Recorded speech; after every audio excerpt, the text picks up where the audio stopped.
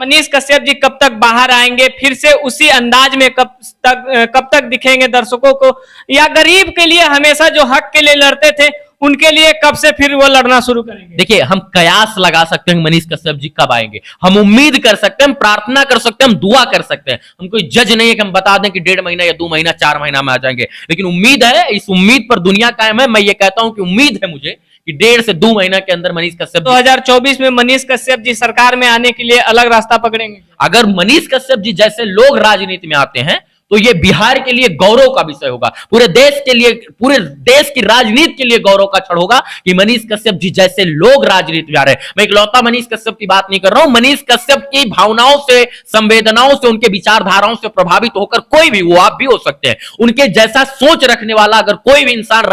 भागलपुर का पुल आंधी में उड़ गया। मनीष कश्यप जी 1 साल पहले ही बोले थे कि ये पुल ज्यादा दिन तक नहीं टिकेगा। आप जब तमिलनाडु गए थे तो वहां से कुछ लिस्ट मनीष कश्यप जी आपको देकर भेजे हैं जो कि कुछ पुल पुलिया का है, तो क्या वो भी उड़ जाएगा क्या आंधी में? देखिए, मनीष कश्यप जी एक पत्रकार के साथ साथ एक सिविल इंजीनियर हैं, तो उनको मौकाए वारदात पर जब वो होते हैं तो उनको पता होता है कि कहां क्या भ्रष्टाचार हुआ है। देखिए, बिहार में सबसे ज्यादा पुल बनाने वाली जो कंपनियां हैं वो अच्छा काम करती है, लेकिन दुर्भाग्य है कि उनको रंगदारी देना पड़ता है, जिसकी वजह से वो चाह कर भी अच्छा चीज नहीं बना पाते। और यही कारण है कि उत्तर प्रदेश का पुल 100-100 साल चल जाता है, बंगाल का पुल 100-100 साल चल जाता है, तमिलनाडु और इसके बाद मुंबई और दिल्ली का पुल 50-50 साल चल जाता है, लेकिन बिहार का पुल 5 साल में ढह जाता है। तो मनीष कश्यप जी एक सिविल इंजीनियर है, तो उनको आइडिया है भाई कि वो चलते हैं रास्ते पर तो पुल पुलिया, गांव सड़क सब जगह का देखते चलते हैं कि कहां पर भ्रष्टाचार है। मुझे उम्मीद है कि जब उन्होंने बताया कि 5 साल के अंदर भागलपुर का पुल ये गिर जाएगा, और 5 साल क्या 9 महीना और 21 साल में गिर गया, तो मुझे लगता है कि जिन पुलों का उन्होंने लिस्ट बनाया है उसमें कुछ ना कुछ तो उन्होंने खूबी देखी होगी, कुछ ना कुछ उसमें भ्रष्टाचार देखा होगा, जिसकी वजह से कहीं ना कहीं उनको लगा होगा कि ये पुल आने वाले समय में गिर जाएगा, और जिसकी वजह से उन्होंने ये लिस्ट तैयार की है। तो इसमें कोई दो राय नहीं कि उनके द्वारा बताया गया पुल ज्यादा दिन तक चले या ज्यादा दिन तक जो है अपनी नींव पर खड़ा रहे। हमको लगता है कि वो गिर सकता है, क्योंकि उन्होंने बोला है, तो वो एक सिविल इंजीनियर है, वो पत्रकार होने के नाते एक सिविल इंजीनियर है, तो उनका देखने का नजर जो है वो 2 दृष्टिकोण है। तो दोनों दृष्टिकोण से मैं अगर उनकी बात मानूं तो 100% सही हो सकता है। और प्रमाण जो है, प्रमाण आपके सामने, प्रत्यक्ष प्रमाण सब कुछ आपके सामने, भागलपुर का पुल, तो इसमें किंचित हम लोग भयभीत होकर ये नहीं कह सकते कि उनके द्वारा बताया हुआ पुल जो है वो नहीं गिरेगा। हो सकता है कि गिर जाए भाई, उनको तो लूप हॉल दिखा तभी ना बताए वो भाई।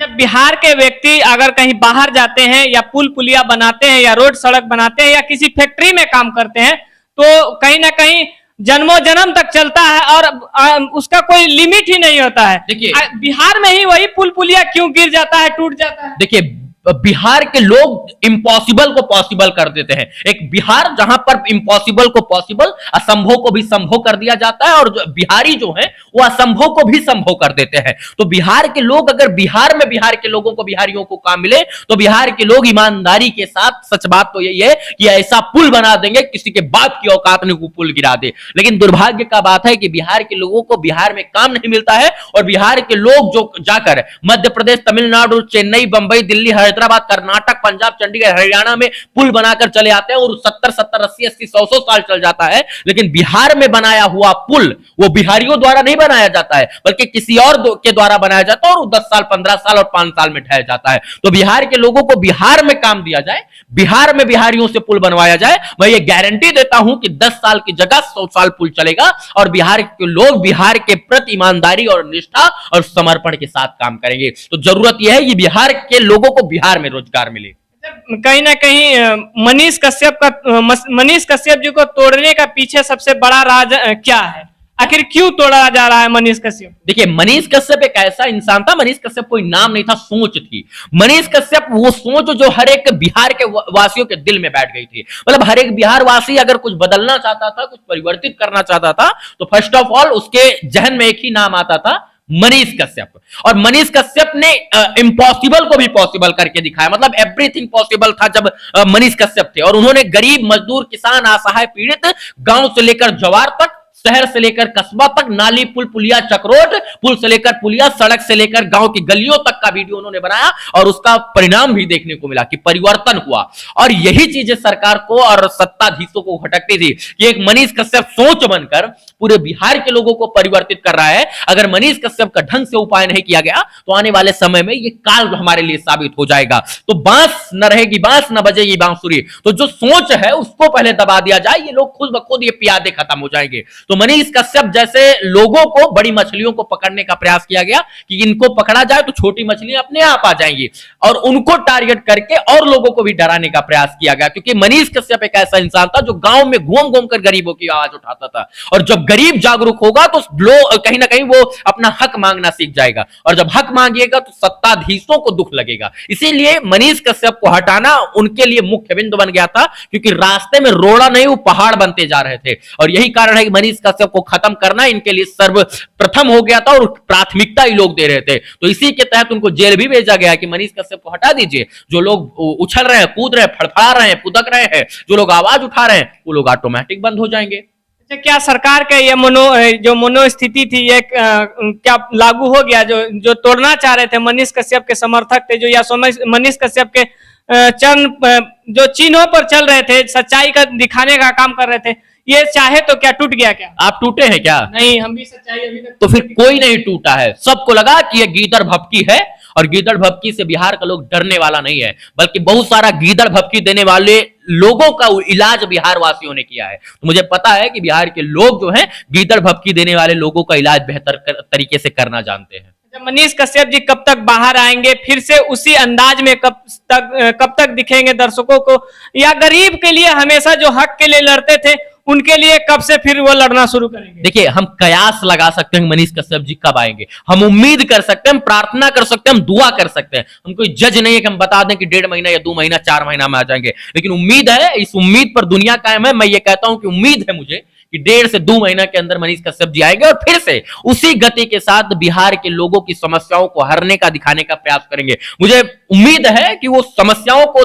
दिखाएंगे नहीं, अब उन समस्याओं को दूर भी करेंगे। मुझे उम्मीद है कि वो लड़ाई जो है जरूर लड़ेंगे, रास्ता बदलकर वो लड़ाई लड़ेंगे, और रास्ता अलग हो सकता है उनका, लड़ाई जारी रहेगी। क्या 2024 में मनीष कश्यप जी सरकार में आने के लिए अलग रास्ता पकड़ेंगे? अगर मनीष कश्यप जी जैसे लोग राजनीति में आते हैं तो ये बिहार के लिए गौरव का विषय होगा, पूरे देश के लिए, पूरे देश की राजनीति के लिए गौरव का क्षण होगा कि मनीष कश्यप जी जैसे लोग राजनीति में आ रहे हैं। मैं इकलौता मनीष कश्यप की बात नहीं कर रहा हूं, मनीष कश्यप की भावनाओं से, संवेदनाओं से, उनके विचारधाराओं से प्रभावित होकर कोई भी, वो आप भी हो सकते हैं, उनके जैसा सोच रखने वाला अगर कोई भी इंसान राजनीति में अपना योगदान देना चाहता है तो वो देश के लिए गौरव का विषय होगा, वो बिहार के लिए गौरव का विषय होगा। और इस देश को अब राजनीति में युवाओं के आयाम की जरूरत है। अगर वो मनीष कश्यप जी राजनीति में आकर राजनीति के तौर तरीके से बिहार को, देश को सुधारने का प्रयास करते हैं तो ये बहुत ही अच्छी बात है, और ऐसे लोगों की अब जरूरत है राजनीति में। क्योंकि कब तक यार परिवारवाद और पार्टीवाद जो है राजनीति करेगा? 70-75 साल हो गया है आजादी को। कश्मीर में जाइए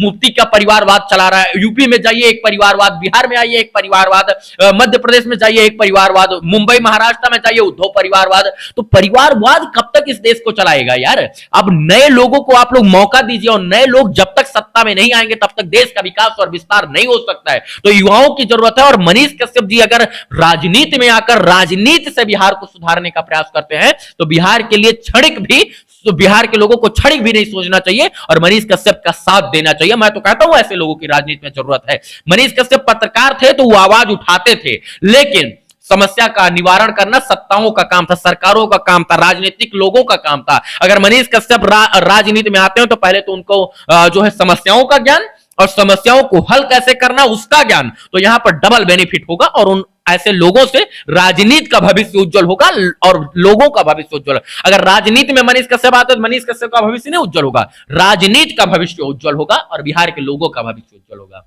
बहुत बहुत धन्यवाद भैया, अपना कीमती समय दिए बीएच न्यूज लाइव के लिए।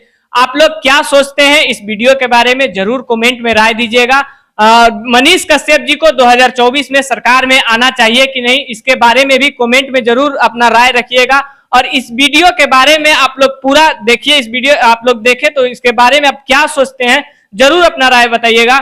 ये थे हमारे साथ टाइम्स ऑफ अयोध्या से रवि भट्ट जी, कहीं ना कहीं बेबाकी से अपना हमेशा पक्ष रखते हैं, गरीबों के लिए या फिर जो असहाय होते हैं उनके लिए हमेशा खड़े रहते हैं। आप लोग इस वीडियो को ज्यादा से ज्यादा शेयर करें, लाइक करें, कमेंट करें। तब तक के लिए जय हिंद।